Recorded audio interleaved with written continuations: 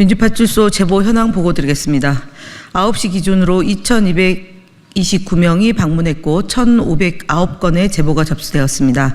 매체별로는 네이버가 32.88%로 가장 높은 수치를 기록했고 그 뒤로는 유튜브 12.92%, SNS 16.11%, 커뮤니티 10.80% 순서로 제보되었습니다. 페이스북을 통해 이재명 후보와 대전시의원 사망 사건을 연관짓는 허위사실성 게시물이 유포되고 있다는 제보가 접수되었습니다. 한 게시자는 대전시의원의 사망 기사에 이 죽음도 이재명 때문이다라는 댓글을 달았으며 또 다른 게시자는 이재명이 죽였나라는 발언을 했습니다. 이는 고인의 죽음을 정치적으로 악용하였고 이재명 후보를 악의적으로 악마화하려는 명백한 허위사실에 해당됩니다. 이재명 후보의 공보물이나 선거 포스터 등을 훼손하고 이를 SNS에 인증하는 게시물이 유포되고 있다는 제보도 다수 접수되었습니다. 트위터나 스레드 등 플랫폼을 중심으로 일부 극우 성향 이용자들이 공보물에 비방 문구나 허위 사실을 기입하거나 구멍을 내는 등의 훼손 행위를 하고 이를 재미삼아 인증하는 문화가 확산되고 있는 것으로 보입니다.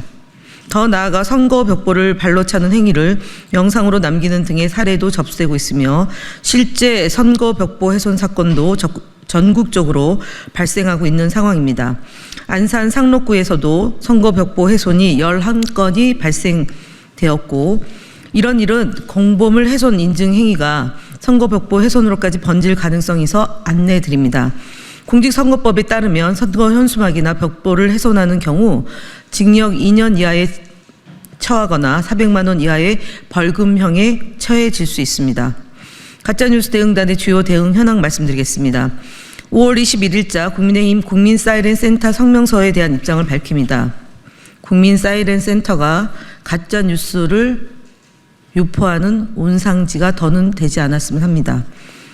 김혜경 씨가 2017년 유튜브에서 후보 배우자 토론을 제안했다며 지금 입장을 밝히라는 주장의 입장문을 발표했습니다. 원본 영상을 살펴보면 2017년 이재명 후보 배우자 김혜경 씨는 경선 대선 후보의 검증을 강화하자는 취지의 원론적인 제안을 하며 저처럼 같이 사는 영향력 있는 사람 후보 부인들도 다 이렇게 검증을 해서라는 발언을 했습니다. 이것이 어떻게 토론 제안일 수 있겠습니까?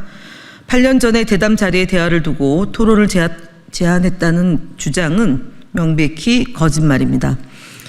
87년 직선제 개헌 이후에 대통령을 선출하는 과정에서 후보자의 배우자 토론회를 제안하는 것은 최초의 일입니다.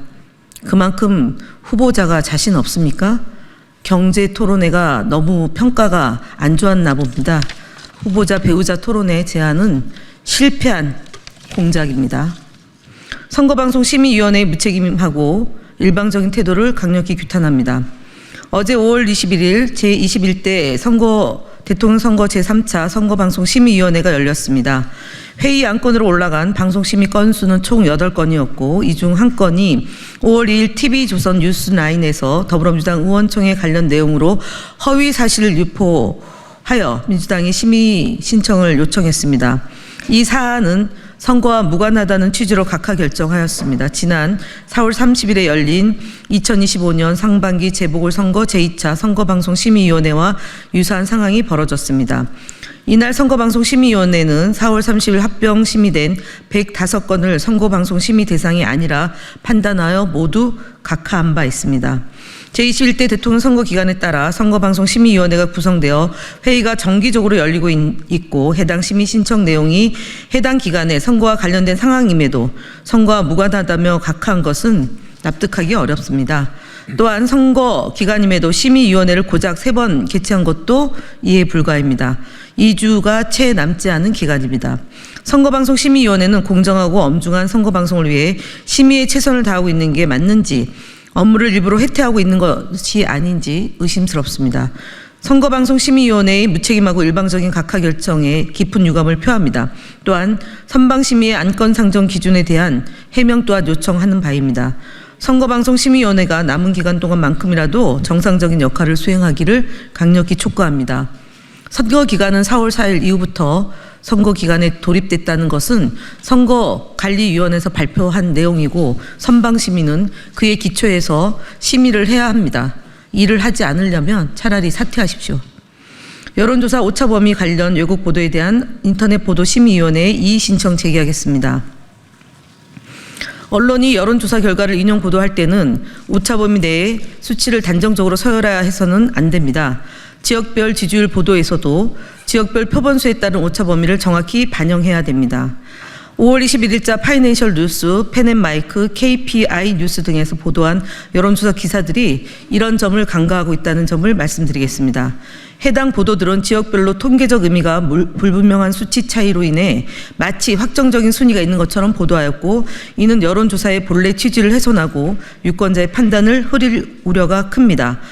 이에 해당 보도물에 대해서는 인터넷 선거보도심의위원회에 이 신청을 제기하였고, 언론사들이 향후 지역별 여론조사 결과를 보도할 때 더 예민하고 정확한 접근을 해줄 것을 당부드립니다. 국민의힘 국회의원들의 SNS를 통한 허위사실 유포 행위를 강력히 대응할 계획임을 밝힙니다. 국민의힘 국회의원들의 개인 SNS를 통한 허위사실 유포 행위가 도를 넘고 있습니다. 박수영 의원은 공산주의 선언 등의 허위사실 유포 행위가 대표적입니다. 국민의힘 국회의원들은 개인적으로 허위사실을 만들어 유포할 뿐만 아니라 유세 현장에서 김문수 후보가 주장한 거짓말을 여과 없이 전달하며 온라인상의 허위사실이 범람하고 있습니다. 가짜뉴스 대응단은 책임있는 정치인인 국회의원들의 허위사실 유포 행위에 강력히 유감을 표하며 강력하게 대응해 나가겠습니다. 다음 어제 5월 21일 인터넷 선거보도심의위원회 이의 신청 결과를 보고드립니다. 더 퍼블릭의 5월 12일자 보도, 형소법 개정의 내란 특별재판소까지 이재명 민주당 최종 목표는 인민재판, 보도와 법 기술 안 먹히니 법 만들자, 민주당 사법부 장악, 이재명 방탄 빌드업 보도, 그리고 5월 8일자 기자수첩, 친중 친북에 점령당한 대한민국, 체제 전쟁 중 왜 너만 몰라 보도는 공정보도 준수 촉구 결정이 내려졌습니다. 또한 아시아투데이의 5월 14일자 아투코프라 여론조사 이재명 47%, 김문수 39% 한자릿수 추격전 보도는 이 신청 이후 언론사 측에서 자발적으로 기사를 삭제했다는 점을 밝힙니다. 다음 서정욱 TV, 성창경 TV 등 유튜브 대응 현황 보고드리겠습니다. 5월 20일 35개 채널에 업로드된 총 233건의 유튜브 영상을 모니터링한 결과 전환길 뉴스, 이대남의 우회전, 멸공TV, 김태우, 정광용TV, 서정욱TV, 성창경TV 등 복수의 채널에서 유튜브 커뮤니티 가이드를 위반한 영상을 확인하여 구글 측에 신고 조치를 취했습니다. 특히 서정욱TV의 김용태 위원장의 제안, 두 여사 토론 청렴하고 강단 있는 설랑령 여사 앞에 김혜경은 속수무책 영상은 김혜경 여사에 대한 허위 사실을 유포하고 있었으며, 성창경TV의 전국의 550개 현수막 투하 충격 내용 영상은 이재명 후보를 전과 오범이라 단정적으로 표현하여 허위 사실을 유포하였습니다. 또한 전환길 뉴스 채널의 라이브 눈물 나는 법카 논란 종결 영상은 이재명 후보의 지지율이 50% 이상이라는 여론조사 결과를 모두 조작이라고 허위 주장을 하였습니다. 해당 영상 모두 공직선거법 위반 혐의로 중앙선거관리위원회에 추가적으로 신고했다는 점을 말씀드립니다. 다음 국민의힘 거짓말 시리즈 110번째입니다. 국민의힘은 5월 21일 정성욱 청년 대변인 논평을 통해 이재명 후보의 교육 정책 공약과 관련하여 교실을 다시 이념 주입의 장으로 만들고 있습니다. 교실은 배움의 공간이지 이 후보의 진영 논리 실험장이 아닙니다 라고 주장했습니다. 이재명 후보는 교육 공약 발표 메시지에서 근무 시간 외 직무와 무관한 정치 활동의 자유를 보장하겠다, 고 수업 시간이 아닌 개인의 생활에서 교사 또한 민주사회 구성원으로서의 정치적 권리를 누릴 수 있게 하겠다는 것을 밝혔습니다. 국민의힘 주장은 아무런 근거도 없는 말장난이라고 주장하며 마치 수업 중 정치 발언이 합법화되는 것처럼 오도하고 있습니다.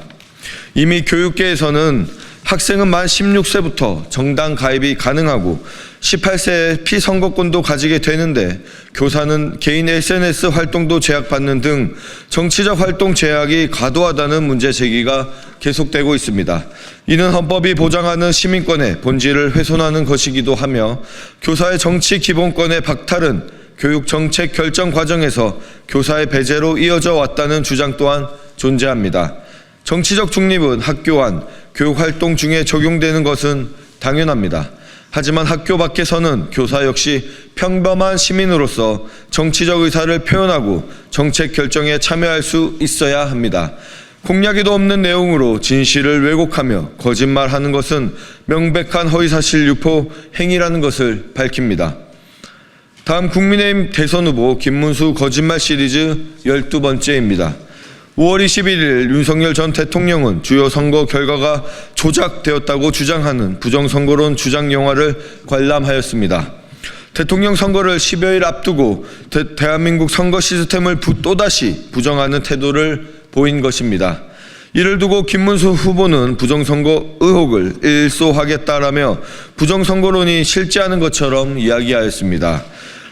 또 5월 22일 세계일보 보도에 따르면 김문수 후보는 5년 전인 2020년 5월 11일 국회에서 개최한 4.15 총선 의혹 진상규명과 국민주권회복대회에 참석해 부정선거 의혹을 제기하며 윤석열 당시 검찰총장이 선관위 서버를 압수수색해야 한다고 주장한 바 있습니다. 해당 보도는 김문수 후보 망상에 뿌리가 깊다는 것을 보여줍니다. 이미 헌법재판소에서 부정선거론을 일축한 바 있습니다. 반박할 가치조차 없는 허위사실을 두고 김문수 후보는 의혹을 일소하겠다고 주장한 것입니다. 김문수 후보가 언제까지 미몽에 갇혀 있을 것입니까? 여론조사 공정의 여론조사에 대해 깊은 유감을 표합니다. 오늘 3건의 여론조사 결과가 공표되었습니다. MBS와 미디어토마토의 3자 대결 조사에서는 이재명 후보와 김문수 후보 간의 지지율 격차가 각각 14%, 14.3%로 유사한 결과를 보였습니다. 반면 여론조사 공정이 발표한 조사에서는 두 후보자 격차가 3.2%로 급격히 좁혀진 것으로 나타났습니다. 여론조사 공정은 표본 집단 임의 조작이 용이한 RDD, ARS 100% 여론조사 방식을 사용하고 있으며 이러한 방식으로 도출된 결과가 다른 여론조사와 현저히 다르게 나타난다는 것은 신빙성이 낮은 점으로 의심될 수밖에 없다는 점을 말씀드리겠습니다. 이전에 나타났던 여론조사에 공정하지 못한 결과를 가지고 극우 세력의 결집을 목적으로 했던 여론조작 행태가 아닌지 강하게 의심한다는 점을 말씀드리겠습니다.